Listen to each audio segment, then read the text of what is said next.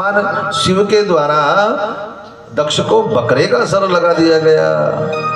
तो हमारे यहाँ तो ऐसी दिव्यताएं हैं, हमारे यहाँ तो ऐसी व्यवस्थाएं हैं। बलि को जीवित किया तो बलि तो ब्राह्मणों का ऋणी हो गया और भृगुवंशी ब्राह्मणों की सेवा करने लगा। ब्राह्मणों से कहा, हाँ जी क्या क्या करूं मैं ताकि सारे संसार को जीत लूं। भृगुवंशी ब्राह्मणों ने कहा 3 काम जरूर करो। बोले क्या? पहले गुरु सेवा, दूसरा ब्राह्मण सेवा, तीसरा गऊ की सेवा करो। ये 3 काम करो ना। और बलि ने वही किया, 3 कार्यों में रत हो गया। यज्ञ कर रहा है, विश्वजीत नामक यज्ञ कर रहा है। अब देवता मारे मारे घूम रहे हैं, देवता सोच रहे हैं क्या करें। तो तभी देवताओं की माता का नाम है अदिति। अदिति ने कश्यप ऋषि से पूछा, प्राणनाथ मेरे पुत्रों का अधिकार मिल जाए, मैं ऐसा पुत्र चाहती हूं। कश्यप ऋषि ने कहा, दे देवी यही मोह है। बोलो यही, एक और हो जाए। बोलो एक और हो जाए, एक और मिल जाए, ये और मिल जाए, ये मिल जाए तो भी थोड़ा है। यही मोह है, बढ़ता चला जाता है। इच्छाएं समाप्त नहीं होती, इच्छाएं तो बढ़ती रहेंगी, बढ़ती रहेंगी इच्छाएं। इच्छाओं की कभी समाप्ति नहीं हो सकती।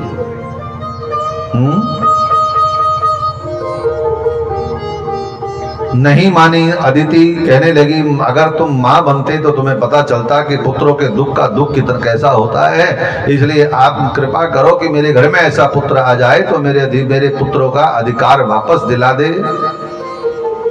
कश्यप ऋषि ने कहा, देवी मन चाहे पुत्र की प्राप्ति करने के लिए एक उपाय बता रहा हूं। तुम पयोव्रत करो, पयोव्रत करो। और पयोव्रत का मतलब है भाद्रपद के शुक्ल पक्ष की वैशाख शुक्ल पक्ष की प्रतिपदा से लेकर के द्वादशी तक 12 दिनों तक यदि तुम पय यानी दूध पान करके ओम नमो भगवते वासुदेवाय महामंत्र का जाप करती हो तो निश्चित तुम्हारे घर में मनचाही संतान प्राप्त होगी। केवल पय पान करके, केवल दूध का पान करते हुए 12 दिनों का यह एकाग्र चित्त करके जो महामंत्र का जाप करते हुए जो नारी भगवान से पुत्र की कामना करती है तो उसे अवश्य मिलता है। और वही हुआ कि भगवान का जब जो इसने आह्वान किया और देखते ही देखते भाद्रपद शुक्ल पक्ष के द्वादशी तिथि को भगवान वामन प्रकट हो गए। यानी भगवान आए थे चतुर्भुज में, लेकिन छोटे से 7 वर्ष के बालक के रूप में माता अदिति के सामने प्रकट हो गए। मैं आपका पुत्र हूँ। इन्हीं का नाम पड़ा है वामन। भाव से बोलिए वामन भगवान की हो। और ऐसे वामन भगवान हमारे सुंदर, उनके मुखमंडल पर आभा, एक दिव्य तेज, एक अलौकिक आभा 10 दिशाओं में फैल रही है। प्रसन्न हो गई अदिति कश्यप और माता अदिति ने उनको कौपिन पहनाई, दिग्पतियों ने छाता दिया, उन्हें सप्तऋषियों ने कमंडल दिया, उन्हें देवताओं ने आसन दिया।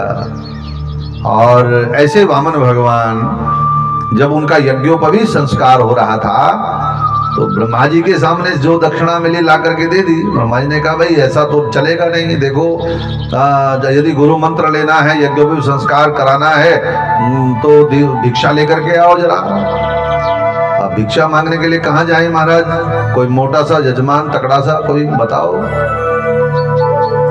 अब कहा कि जाओ, बलि यज्ञ कर रहा है, बलि बड़ा दानी है, ब्राह्मणों का बड़ा हितैषी है, उस बलि के द्वार पर जाओ।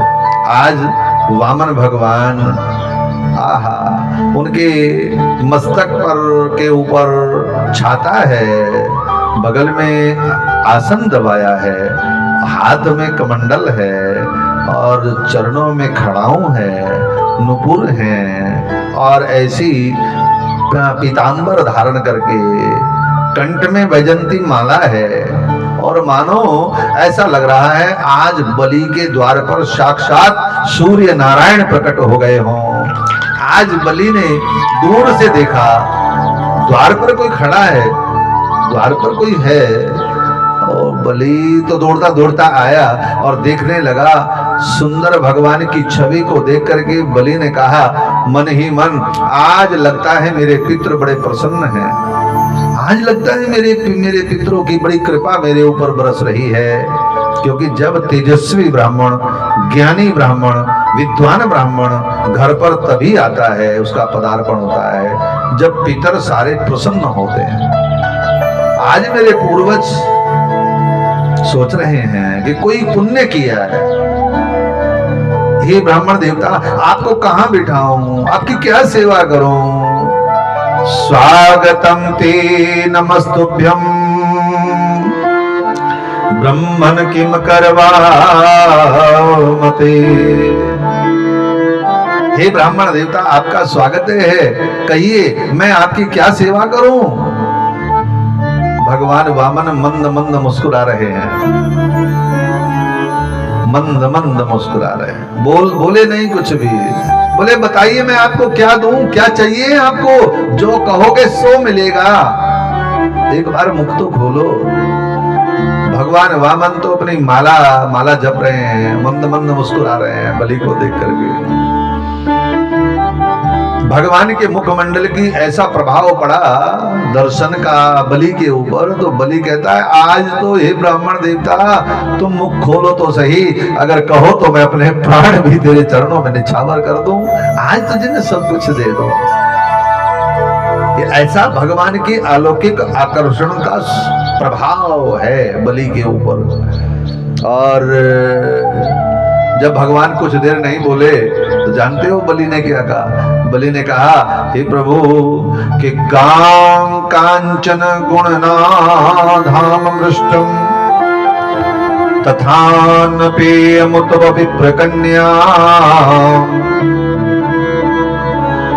बहुत देर से मैं कह रहा हूं कुछ मांग लो मांग लो मांग लो, और तुम बोल ही नहीं रहे हो। मुझे तुम आप एक बार कहो तो सही, गांव कांचन, गायें, सोना, चांदी, हीरे, मोती, जो कहो सो दे दूं। भगवान फिर भी नहीं बोले। माला पूरी नहीं हुई ना अभी अभी माला पूरी नहीं हुई, तो बीच में बोलना निषेध है ना। आज के ना जी। अब फिर महाराज क्या करें? बोले विप्र कन्या, मुझे लगता है तुम्हारा विवाह नहीं हुआ, इसलिए कुछ मांग नहीं रहे हो। तो ब्याह वाले को तो धन की जरूरत ज्यादा है ना। तो महाराज हो सकता है आपका विवाह कर दूं, आप कहो तो विवाह कर दें आपका। तब तक माला पूरी हो गई। भगवान बोले बलि पहले तो हमारा ब्याह ही कर दे, फिर देखी जाएगी जो होगी। अब भगवान ने कहा अच्छा बलि एक बात तो बताओ, हमारा ब्याह करोगे तो कहां से करोगे? बोले हमारे यहाँ ब्राह्मण कन्याएं बहुत हैं, भृगुवंशी ब्राह्मण है, किसी कन्या से तुम्हारा विवाह कर देंगे। भगवान बोले अच्छा विवाह करोगे तो विवाह करके मैं दुल्हन को रखूंगा कहाँ, कुछ उसकी व्यवस्था? बलि ने कहा हम आपको एक महल दे देंगे, एक मकान दे देंगे, राजा के यहाँ क्या कमी है? और क्या कमी है राजा के यहाँ? भगवान बोले अच्छा एक बात बताओ।